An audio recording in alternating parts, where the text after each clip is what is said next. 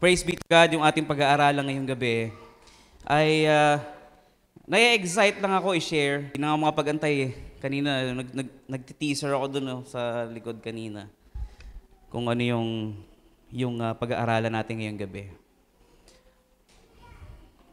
Kasi pati ako na-struck dito sa revelation na ito. Ready na ba kayo? Sige. Diretsohin na natin. Isaiah chapter 46 verse 9 to 10. Basahin natin sabay-sabay. Remember, 1, 2, 3. Remember, I am God, and there is no other. I am God, and there is none like me. I set the end before me, and make known from ancient times what is yet to come. I say, my purpose will stand, and I will do all that pleases me. Hallelujah. Praise be to God. Lord, maraming salamat o Diyos sa gabing ito. Pinagkalap niyo sa bawat isa upang mapapurihan ka, mabigyan ka ng parangal sa pamamagitan ng aming mga patotoo. Sa mga oras na ito, kami po ay humingi ng inyong patnubay at banal na presensya sa lahat ng aming maririnig at lahat ng aming matututunan mula sa inyo ngayong gabi. Gamitin mo po ako, O Diyos, upang ibahagi ang iyong salita sa inyong mga anak. Ito po ang aming salmo at dalangin sa pangalan ni Jesus. Amen. Hallelujah. Remember the former things, those of long ago. Title ng ating pag-aaralan ngayong gabi ay Purpose. Sabi mo sa katabi mo, Purpose. Ang Tagalog po ng purpose ay layunin. No? Ano ba yung tama ba? Layunin? Parang parang meron pang mas malalim na nakatagalugan diyan sa purpose. Pwede yung objective, no? So layunin yung talagang dapat mong gawin, tama? Yan. Praise the Lord. Maraming tao ang takot mamatay. Tama mali? Bakit? Kasi meron pa silang unsettled purpose. Hindi pa nila nagagawa yung mga dapat nilang gawin o dapat nilang nagawa simula nung sila ay ipinanganak. Tama, mali? Napapanood natin sa pelikula, marami tayong napapanood sa pelikula. Kahit sa totoong buhay, meron tayong may encounter na yung tao sinasabi niya, ayoko pang mamatay kasi meron pa akong kailangan gawin. Amen? Pero, pag yung tao na-discover niya na kung ano yung kanyang layunin at kung ano yung dapat niyang gampanan sa buhay na ito,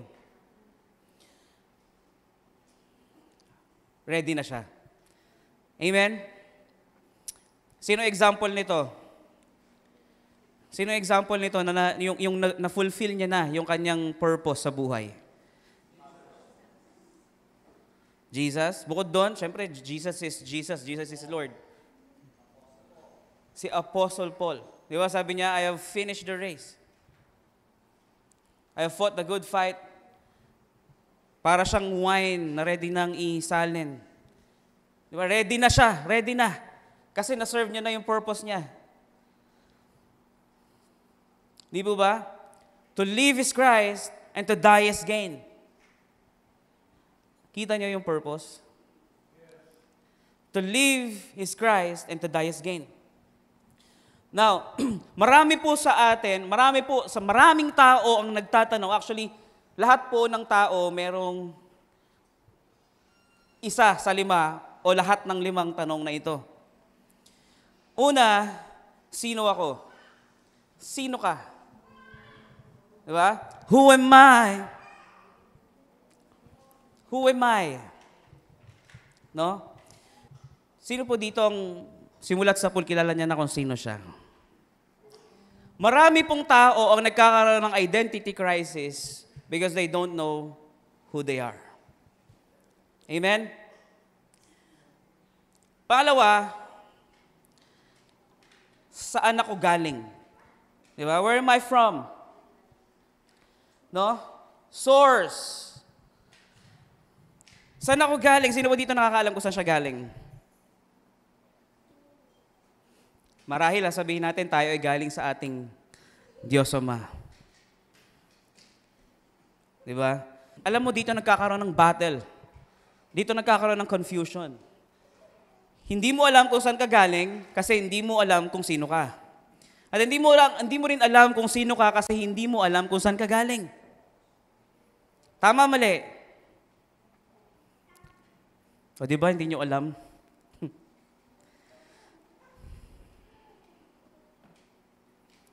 Sino po dito ang alam kung saan siya galing at alam kung sino siya? Kayo, alam nyo kung sino kayo at saan kayo galing? Maraming tao ang ligaw. Maraming tao ang hindi alam kung ano ang gagawin. Hindi nila alam kung bakit sila nandito, anong purpose nila kasi hindi nila alam kung sino sila at hindi nila alam kung saan sila galing. Yun yung pangatlo. Why am I here? Diba? Anong purpose? Bakit ako nandito? Bakit mo pa ako nilikha? Bakit pa ako pinanganak sa mundong ito? Di ba maraming mga nagdadrama? Yung sasabihin, sana hindi nila ako sinilang. Bakit pa ako sinilang ng aking ina? Ano ba talagang purpose ko?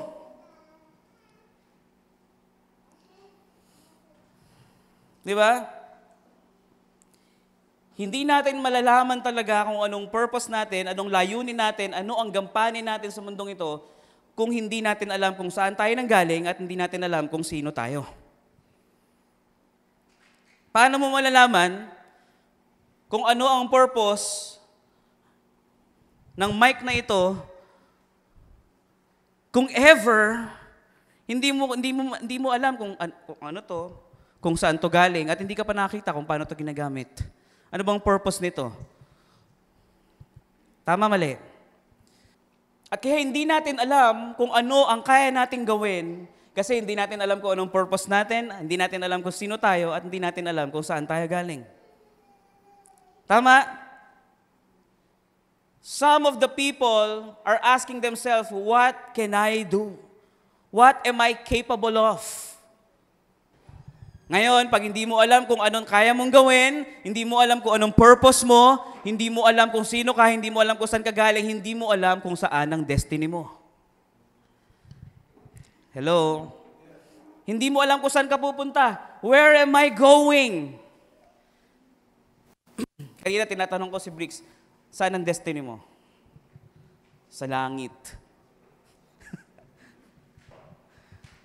Anong gusto mo? Express? Or process? Sino po dito ang alam kung saan ang kanyang destinasyon? Aba, wala nakakaalam kung saan ang destinasyon nila, oh. Pambihira, kaya pala, marami sa atin na nagsasuffer because of lies. Because of what they thought right. Because of what they thought good. Because of what we thought good and what we thought right. Hallelujah. Ito yung mga tanong na meron ang mga tao. Sino po dito ang merong ganitong tanong hanggang ngayon? Aba, pambira mga anointed to mga to. Wala na kayong ganitong question. So, kilala nyo na sarili nyo, no? No? Wala na kayong identity crisis. So siguro pag tinanong ko kayo mamaya, kung saan kayo galing, masasagot ninyo. Tama? Oh, praise the Lord. So itong 5 tanong na ito ay wala na sa inyo. Tama, mali? Tama. Praise the Lord. Hallelujah. Purihin ang Panginoon. Unless a man be born again, he cannot enter into the kingdom of God. Not unless you admit that you still have these questions. You cannot answer it. Paano mo sasagutin ang mga tanong kung hindi mo naman alam ang tanong? Tama? Sino po dito ang sigurado na kung saan siya nakadestin? Praise the Lord. Hallelujah. We are destined to, wow, praise the Lord. Joseph Prince. Destined to reign. We are destined to rule. Because that is our God's grand original design. Sa Sunday pa yon. Hallelujah. Ngayon mga kapatid, kung meron tayong mga ganitong tanong, and I believe tayo ay merong mga ganitong tanong na hindi pa natin alam talaga, hindi pa tayo sure kung ano talaga ang sagot sa ganitong katanungan, kung sino tayo, saan tayo nanggaling, ano ang layunin, di ba? Ano ang kaya kong gawin, at kung saan ang aking destinasyon. Dahil ang purpose and destination ay magkadikit. Hello? Do you believe? Hindi pwedeng iba yung purpose mo at iba rin yung destination mo. Hello? Pwede ba yun na magkaiba yung purpose at destination mo? Iisa lang po kung anong purpose mo at destination mo. Destination is the fulfillment of your purpose in life. So, ano po yung mga desire ng tao? Sino po dito ang nagde-desire ng success in life? Yan, praise the Lord. Taas ang kamay ng mga professionals ministry. Taas ang kamay ng mga graduating at graduates. Yan. Hallelujah. Every human wants to be successful. Lahat po ng tao gusto maging successful. Kaya nga po lahat ng tao nag-aaral. Di po ba? Bakit? Kasi ang alam nila na formula and solution paano maging successful ay makagraduate. Tama po ba? Ay magkaroon ng edukasyon. Hello? Di ba marami tayong gauge, marami tayong meter, marami tayong judgment kung ano yung definition ng success at kung paano ka magiging successful. Tama po ba? And actually, success is very predictable. Naniniwala po ba tayo dyan? Malalaman mo kung ikaw ay magiging successful or not based on what you do and what you decide today. Malalaman mo kung ito bang tao na to ay magiging successful or not, pero hindi naman sa magiging judgmental ka. Di ba? Kaya nga nape-prevent natin yung mga bagay-bagay kasi predictable. O wag kang aakyat sa puno kasi pag nahulog ka, na malalaglag ka. Tama? Kasi ang lahat ng bagay ay gumagalaw ayon sa batas. Ang mundo po ay nilikha ng Panginoon at iniwan niya na merong law o batas. Tama, mali? So everything has the law of nature na meron tayong tinatawag na natural. Diba? Natural. Sinabihan mo ng pangit. Anong magiging reaction? Alam ka maging masaya sa harapan mo. Amen po ba? At meron naman tayong tinatawag na miracle. Yung extraordinary thing na minsan nangyayari sa buhay ng tao. Patay na, nabuhay pa. Wala nang cure sa sakit, gumaling. That is miracle. Tama, mali? Nadapa, nagkasugat. That is natural law. Tama, mali? Naku, nahulog. Ano sasabihin mo? Predictable eh. Tama?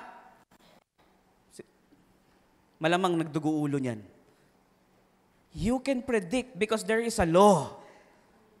Tama? Failure is also predictable. Kasi kung success ay predictable, failure is also predictable. Kaya mo din na malaman kung kung merong possibility na mag-fail itong tao na to o itong bagay na ito na ginagawa mo. Amen? You can anticipate things. Kasi again, there is a natural law. Hindi ka nag-aral, ano asa mo? Holy Spirit? The Holy Spirit will just remind you to study, to review, para makasagot ka sa exams. But the Holy Spirit is not consentidor or will tolerate your timidity. Yung katamaran mo, ito-tolerate niya. Wow, grabe naman. Napakaduming Holy Spirit naman ito kung sakaling hindi ka na nag-aral, pero biglang binulungan ka pa niyang parang pinopromote yung katamaran sa tao. That is unrighteousness. Na-bless nga ako doon sa sa testimony ni Pastor Pao nung kahapon yata yun. Kahapon ba yun? Oo, kahapon yun. Pwede naman siyang gumawa ng hocus-pocus para makuha niya incentive Pero mas pinili niya maging righteous. Kasi at the end of the day, mandaya ka man, meron pa ring natural law na kapalit yun na hindi maganda. Wala kang peace. Nawala na yung dangal mo. Ang galing-galing mo sa harapan ng ibang tao, pero you know yourself that mandaraya ka. Tama, mali. So, it's better to have, and it's better to follow and walk upon the law of God. Amen? You can be successful if you obey the Lord through the Holy Spirit. Tama, mali. Pag hindi mo sinunod, alam mo din na mag-fail ka. But some people, kinoconceal, di ba? Pinagtatakpan yung kanilang failure at yung kanilang mga gawain, pinagtatakpan nila ng justification. Hindi kasi, actually, tinry ko naman Sinubukan ko naman ang best ko. Mamaya malalaman natin na hindi totoo yung sinubukan ko naman o ginawa ko naman yung best ko pero hindi sapat. Hindi mo talaga ginawa yung best mo.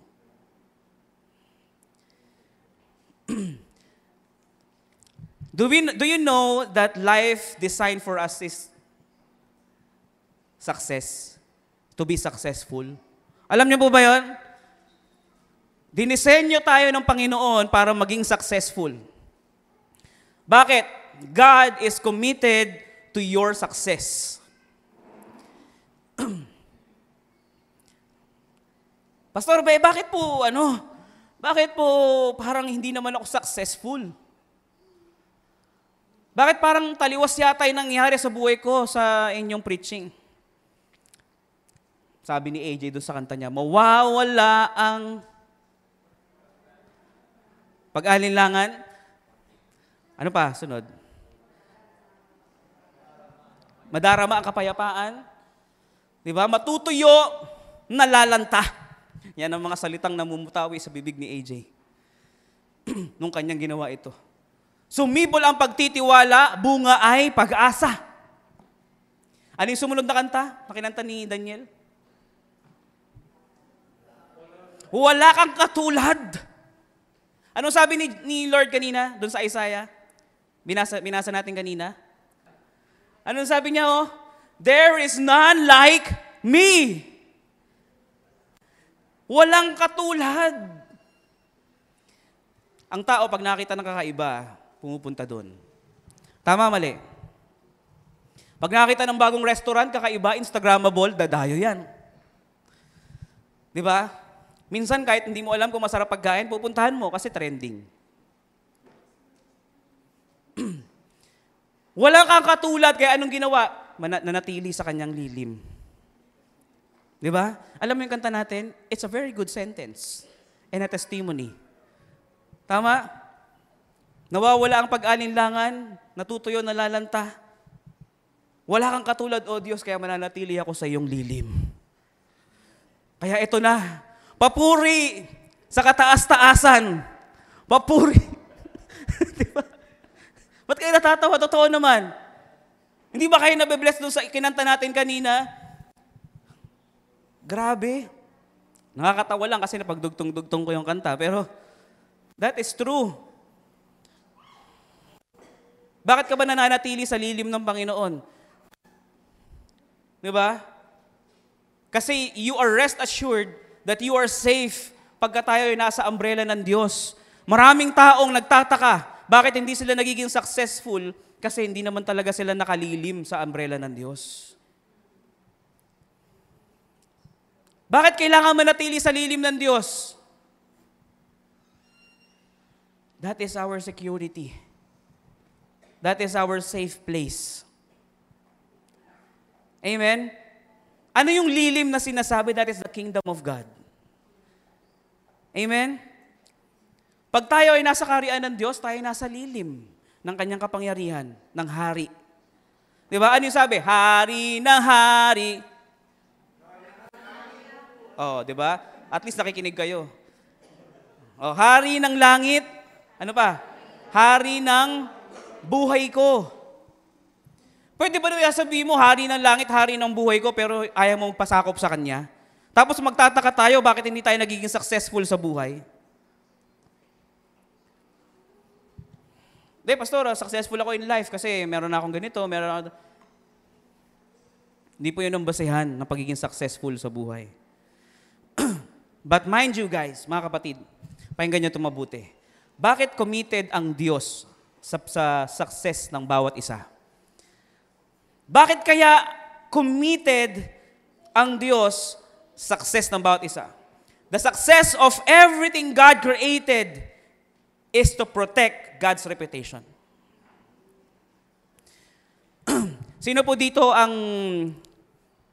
alam kung anong brand ng kanyang phone?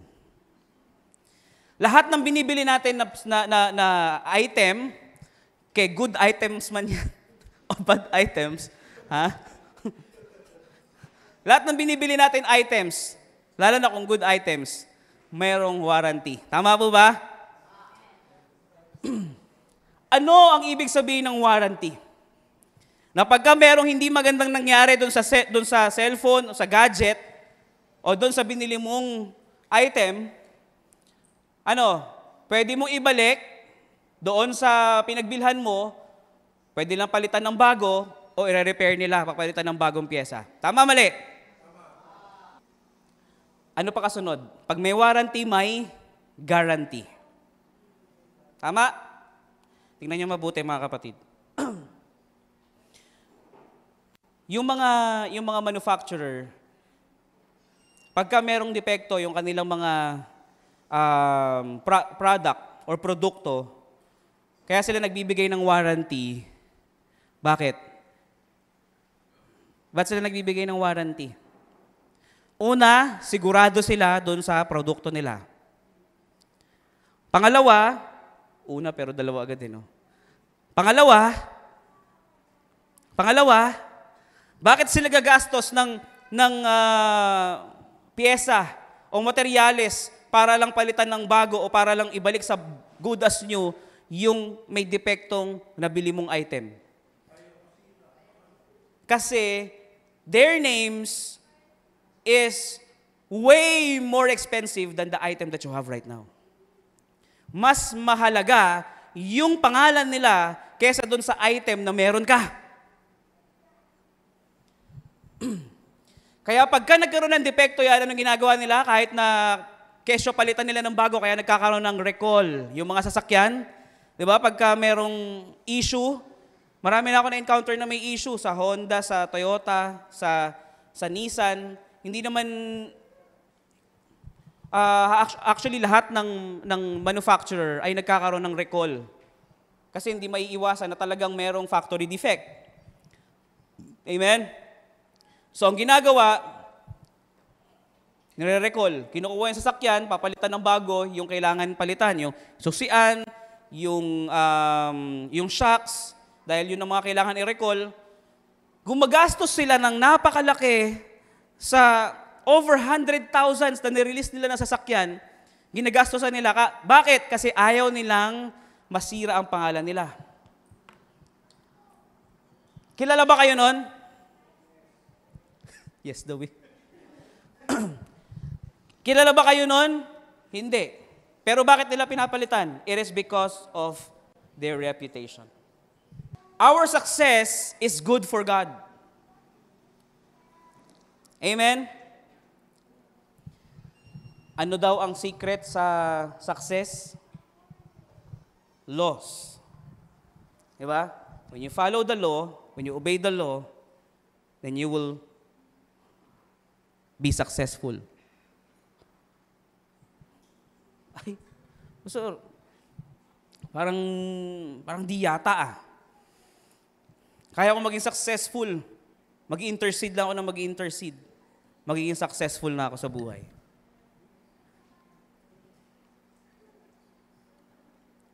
Pwede? Mag-intercede ka na mag-intercede, wala kang gagawin. Maging successful ka sa buhay. Hindi mo gagawin yung purpose mo, basta mag-intercede ka lang.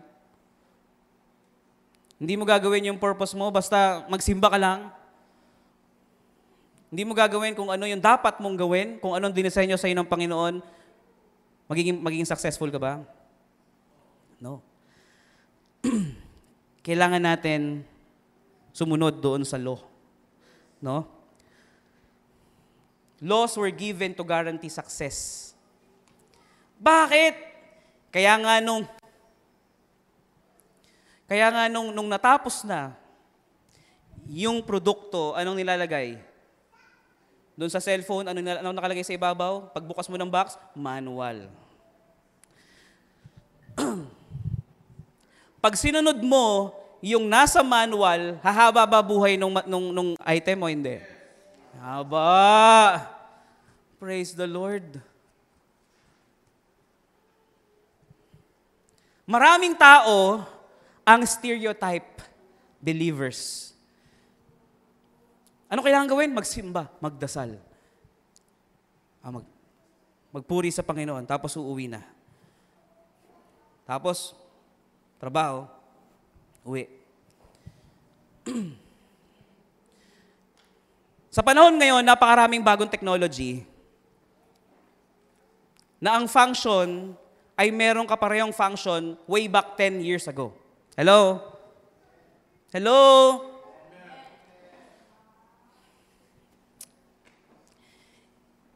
Bumili ka ng tawag dito, cellphone.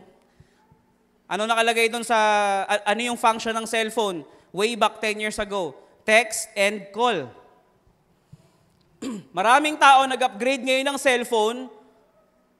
Ano ang alam nila? Ang purpose ng cellphone, text and call. Nadagdagan ng Facebook kasi nakikita nila maraming gumagamit na ganon. Pero hindi nila alam na ang daming features ng cellphone na kapaki-pakinabang sa atin. Pero hindi natin alam kung paano gamitin kasi hindi natin binabasa yung manual. Sino ditong mahilig magbasa ng manual?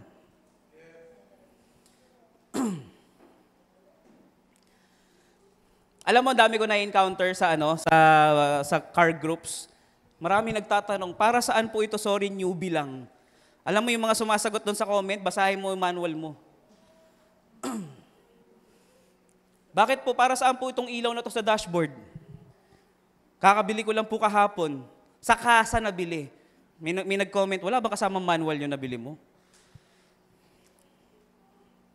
Hindi nagbabasa ng manual. Akala nila pag binili nila, yun na yun, tapos wala ng manual. Kaya ang tao hindi nagiging successful kasi hindi nila alam kung ano yung potential nila at kung ano yung purpose nila. Kasi hindi nila binabasa Biblia. Hello?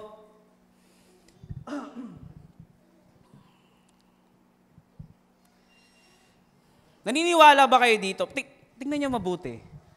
Yung name ng company, inilalagay lang doon sa item or sa product pagka, kalagitnaan, lalagay yung tapos na. Praise the Lord. Lalabas ng manufacturer ang isang produkto pagka tapos na. Wow, praise the Lord. Praise the Lord. Hallelujah. Alam mo, nung ni-reveal sa akin ito, grabe impact sa akin. Pero parang di nyo nagigets. So ngayon, nagkaroon ng ano bang mga pangalan ni Lord? Adonai, Elohim. Nagkaroon ng Adonai Manufacturers Industrial Incorporation. Nilikha ng tao. Let us make man after our own image and likeness. Finished product. Tama, mali?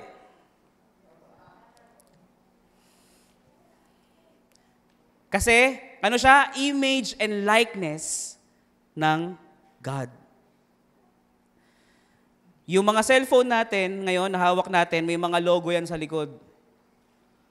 Pag nagloko yan, masasira yung reputation ng logo sa likod. Tama, mali? So ngayon, ibig sabihin, tayo pala, mga kapatid, ay logo. Nung lumabas tayo sa sinapupunan ng ating mga ina, tayo ay tapos na. Wow, praise the Lord. Grabe, hindi talaga nakaka-excite pag nalalaman natin na tapos na. I'm already what God designed me to be. Nung pinanganak ako na mismo ang dinisenyo ng Panginoon. Kaya hindi tayo nagiging successful kasi we tend to listen to the gauge of this world. We tend to listen to the, validation of this world. Na dapat ganito, dapat ganito. Alam mo, yung mga exam natin sa school, hindi naman yan susukat kung gaano ka katindi, kung gaano ka kagaling eh. Hindi naman lahat magaling sa academics. Tama, mali? Pambihira. Tignan niyo yung mga milyonaryo.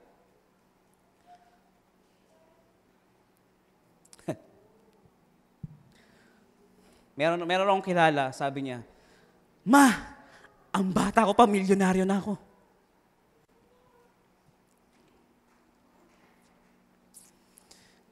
Tanungin mo yung batang yon kung sino ang pinakamatalino sa klase nila. Ano ang estado ng batang yon ngayon? Kumpara mo dito sa batang to, na milyonaryo na ngayon, kasi binuksan niya yung sarili niya sa potential na binigay sa kanya ng Panginoon. And now, he is enjoying. Di ba? Pero hindi pa yan ang destinasyon ng Panginoon sa atin. Habang buhay, hindi pa tapos ang purpose at destination mo dito. I don't encourage everyone to napabayaan ang kanilang pag-aaral because that is righteousness. Kung ano yung pinagkatiwala sa'yo, galingan mo. Amen? Pero hindi yan ang susukat ng potential mo at kung sino ka. Hindi porket 80 lang ang average grade mo nung high school ka, that will define your personality and character after 10 years. Di ba? For information, nung elementary po ako, mahilig po ako sa Pasko, sa grades ko. And I'm making my daddy proud. Grabe. Alam mo, in demand ang aking tatay, nung ako'y elementary, lagi siyang pinapatawag ng teacher. Grade 3 ako, napatawag siya ng teacher. Kaya kilala si Papa sa school. Magdo-donate siya ng electric pan. Para lang, president pa siya ng PTA, di ba? Do-donate siya, marami siyang projects. Di ba? Buti na lang. Kasi yung mga grades ko noon, ang pinakamataas ko, 80. Pinakamababa ko, 69. Bakit? Ha? Why? Oh. Pero ang tanungin mo tanungin yung mga magulang ko kung na-delay ako sa aking journey sa school. Hindi ako nag-repeat. 'Di ba? Oh, nung college ako, nung high school ako, siyempre, that's my passion, colors. Gusto ko may red sa cards. O, di 74. Hindi pa naging 75, no? 74 ako sa geometry. Pero hindi yon ang magde-define ng character ko after 10 years. Nung college ako, doon na. Lumabas na yung aking potential talaga naman. 1, 2, 3 ang aking grades. Wala akong 5. Kasi ang ginawa ko, incomplete. Pero nung nakita ko incomplete, sinummer ko agad. Hindi rin ako na-delay. After 4 years, graduate pa rin ako, bachelor. Di ba? But, hindi yun na magde-define ng personality at character ko. Hindi yung magde-define ng purpose ko ngayon. Graduate ako ng HRDM, Human Resource Development Management. Di ba? PUP. No? So, graduate ako ng Human Resource Development Management. Talagang kompleto yan.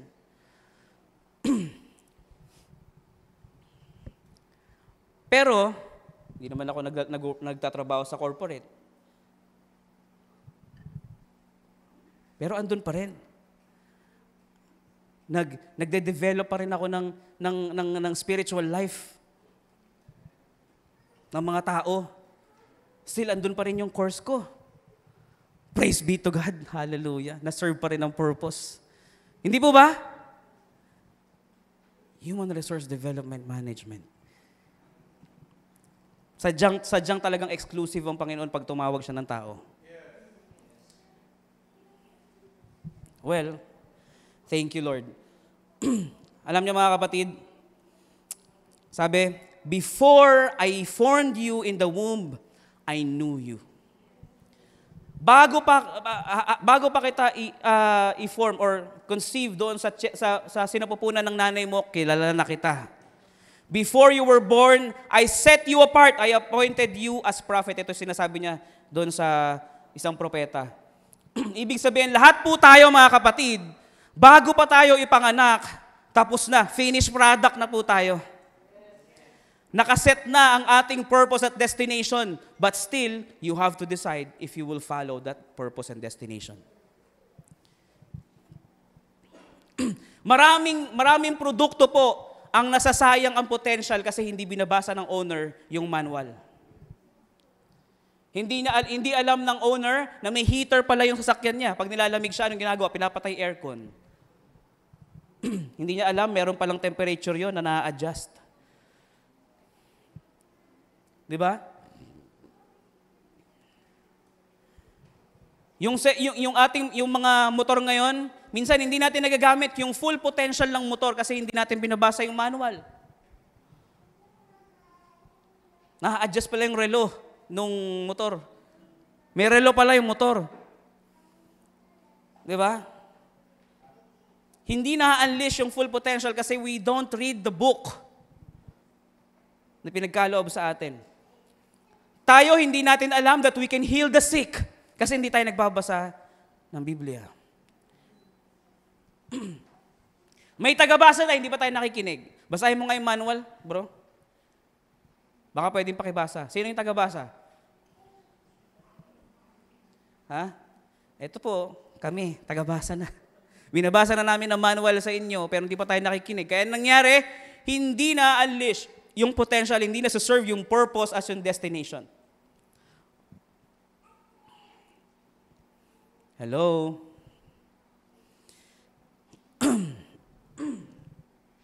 Sino po dito ngayon ang naniniwala na tayo ay victorious na?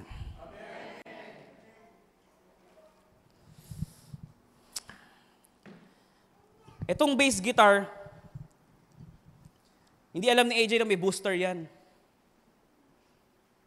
Kasi wala namang manual nung pagkadala dito Pero na-discover nung ginagamit na. Pwede rin naman mag-research. Diba? At pwede makinig doon sa mga eksperto tungkol dito sa base na to.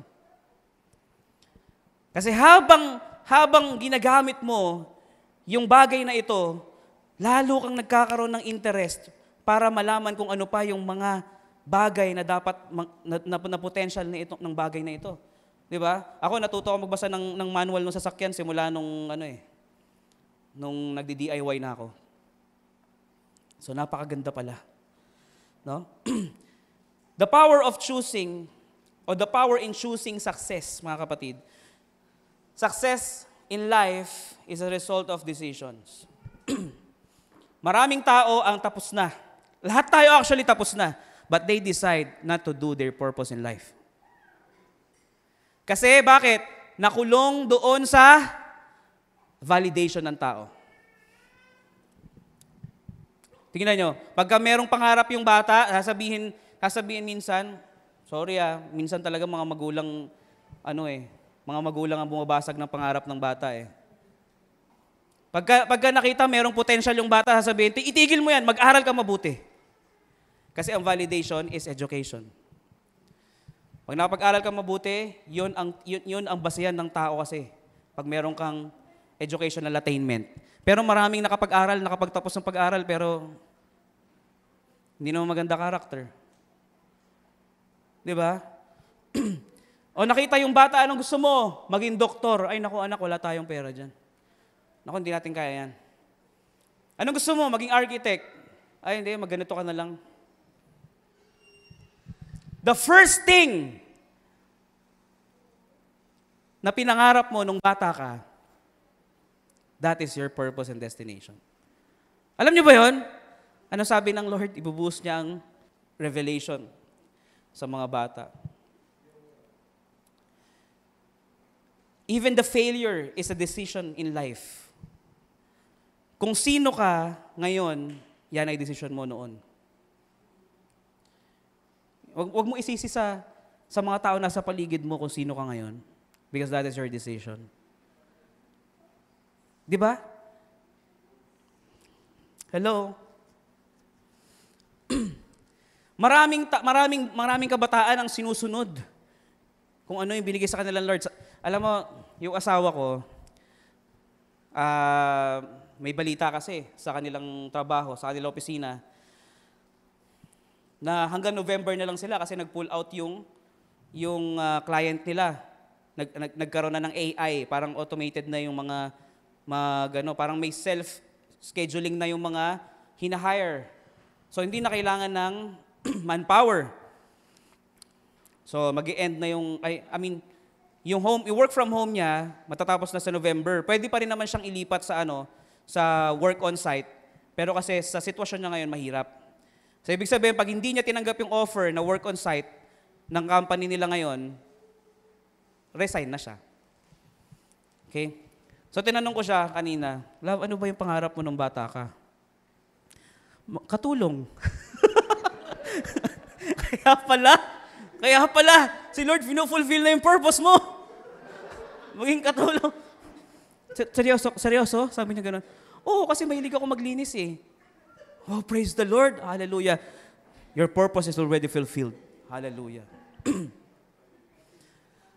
Kaya nung yun nalaman namin na mag-e-end na yung work from home niya ng November, well, hindi kami naratel. Ako lang. Kasi siya, pangarap niya maging katulong, edi magiging housewife siya. So mapu-fulfill yung purpose niya, makapagpahinga siya ng maayos, makakasama niya yung anak niya ng may enjoy niya yung mga anak namin, di ba? Mga anak namin. Diba? Kasi yun yung dream niya. Pambira. Hindi mo lang naging accountant. Nakatulong talaga. Pero may masama ba doon? Alam niyo, meron akong kilala. Saan siya employed? Sa bahay. Nanay ko. Mas marami pa siyang pera kay Papa ngayon. Di ba? Pambira. Mawalan na si Cory Aquino. Patay na pala yun. Mawalan na. ang ating presidente ng Pondo, Pilipinas, si Mama meron pa yan. Kaya talaga naman, bilib ako sa nanay ko. Bilib ako sa mga kananayan. Palakpakan niyo sarili niyo. Pangarap niyan, praise God. Again, mga kapatid, everyone become what they decided to be. Decision mo yan eh. Alam mo, nabibless ako dito kay Daniel at kay PK because they have decided to stand doon sa business nila. No matter what. Kahit anong sabihin na discouragement at mga discouragement ng tao nasa paligid niya, basta kami, mahilig kami sa damit. Itong aming negosyo. Praise God, di ba? Kasi that is your purpose and destiny. Ano sabi dun sa Matthew chapter 18 verse 3? Truly I tell you, unless you change. Ano sabi? Unless you change. Sinong magbabago? Ikaw. Unless you change and become like little children, you will never enter the kingdom of heaven. Ang problema sa tao, we grown up. We grow up. Sabi, pwede kang tumanda, but never grow up. Tama ba? Pwede kang mag-grow up, but never grow old. Because if you grow old, you will not believe some of the supernatural law na binibigay ng Panginoon sa atin. Hindi mo na paniniwalaan yung mga bagay yung mga vision na binibigay sa atin ng Panginoon.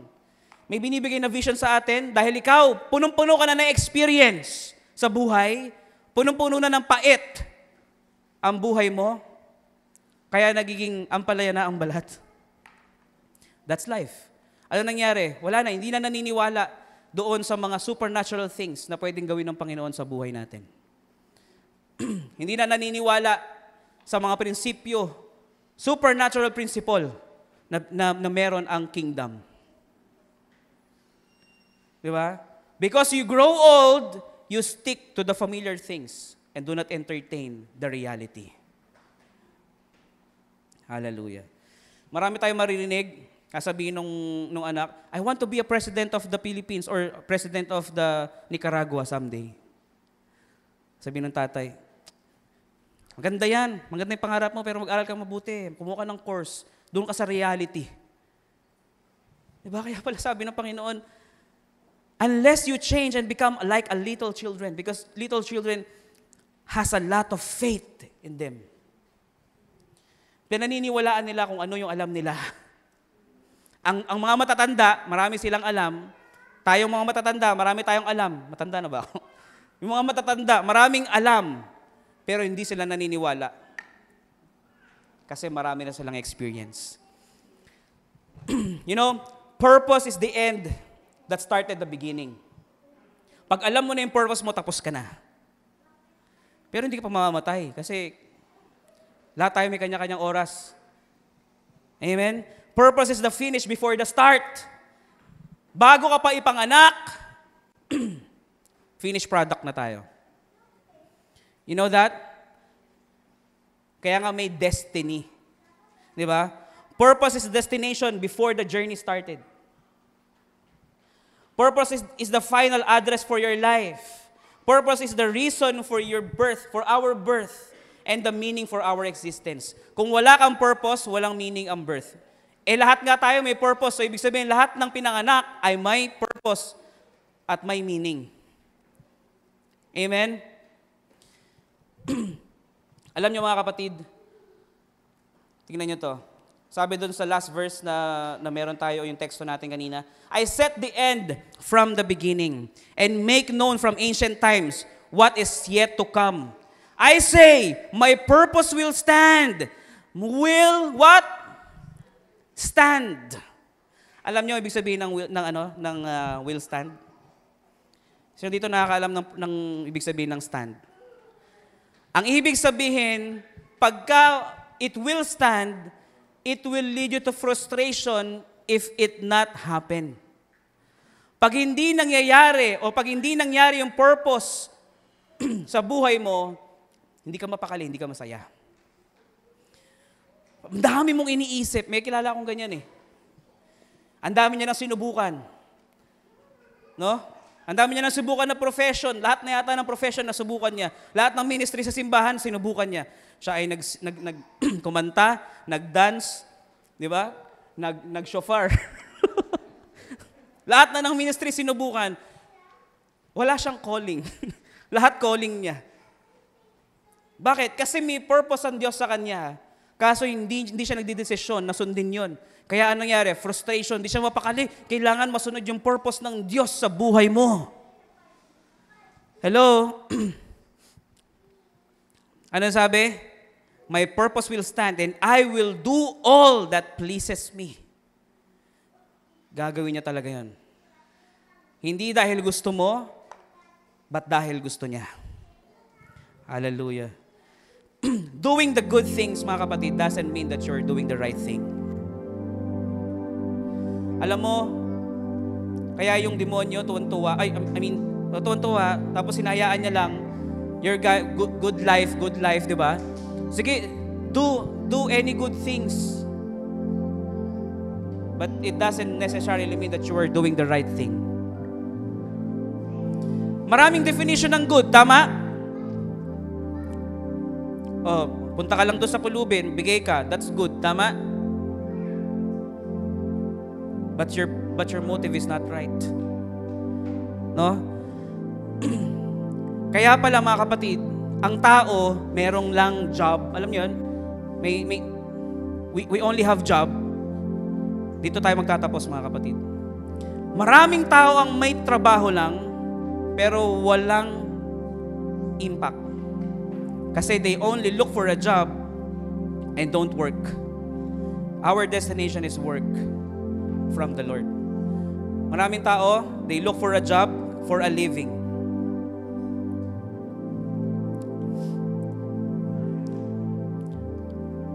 Maraming tao na udyok lang. Udyok ka magtrabaho kasi yan ang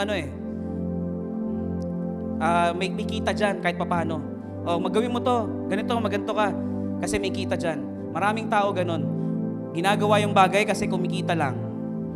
Pero hindi yun yung purpose nila. Mga kapatid, remember, ano ang purpose natin? 1 Peter chapter 2 verse 9. Sino tayo?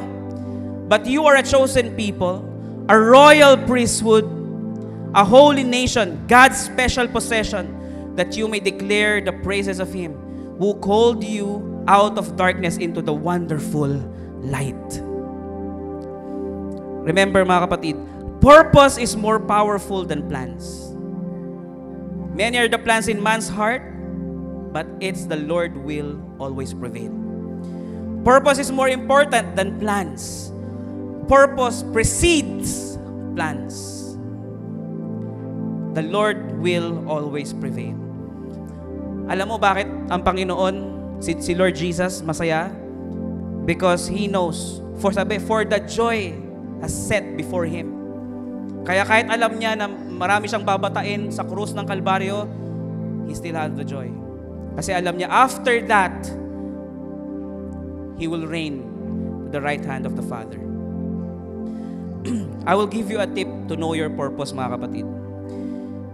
Your purpose, our purpose, and our destiny is what make us angry. Kung saan tayo nagagalit, yan yung purpose at destiny mo. Bakit? Kasi lahat tayo pinanganak na may kailangan i-solve. Kung saan ka madalas magalit, you need to work on it. Work for it, mga kapatid. Kung saan ka madalas magalit, that is your purpose and destiny. Ayusin mo. No? Pangalawa, is what will you do with no compensation at all? Anong gagawin mo pag yung work na pinapagawa sa atin ng Panginoon ay walang compensation? Si Bill Gates, mga kapatid, sabi, may tinanong sa kanya, paano maging successful? Ang sabi niya lang, ginawa ko lang yung passion ko. Invento ko, mahilig ako mag-invento ng bagay eh. At nabili. Naging produkto, nabenta. Kumita. Diba? Pag may bibigay na vision ng Panginoon sa atin, everyone is created unique, mga kapatid. Anong passion namin? To share the gospel of God. Walang compensation to mga kapatid nung una. Hindi kami nanghihingi ng compensation. Di ba, Pastor? Tayo ay nagpipreach, nag-share tayo ng gospel without compensation. Uuwi kami, masaya lang. Noon. Pero ngayon, mas lalong masaya. Di ba? Kasi God is the rewarder. No?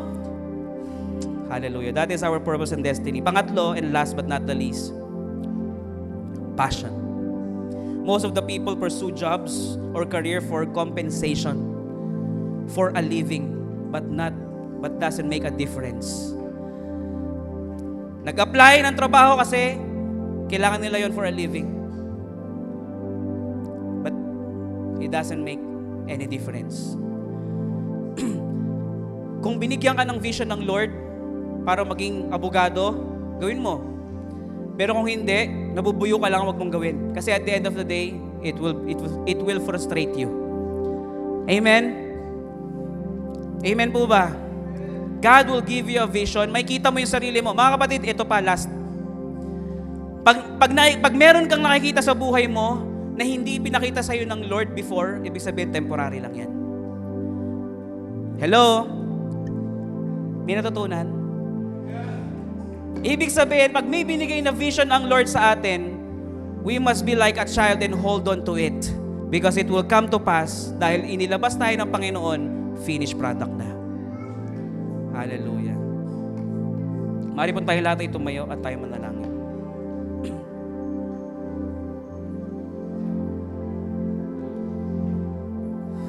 Hallelujah. O Diyos, maraming salamat sa gabing ito na pinagkaloob nyo sa amin upang maintindihan ang iyong mga salita ngayong gabi. Thank you for reminding us for our purpose.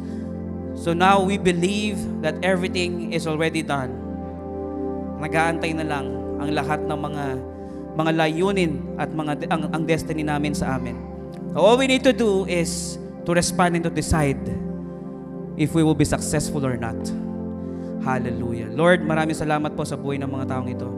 I declare victory in their lives, for it is your will to us, Lord. In the name of Jesus we pray. Amen.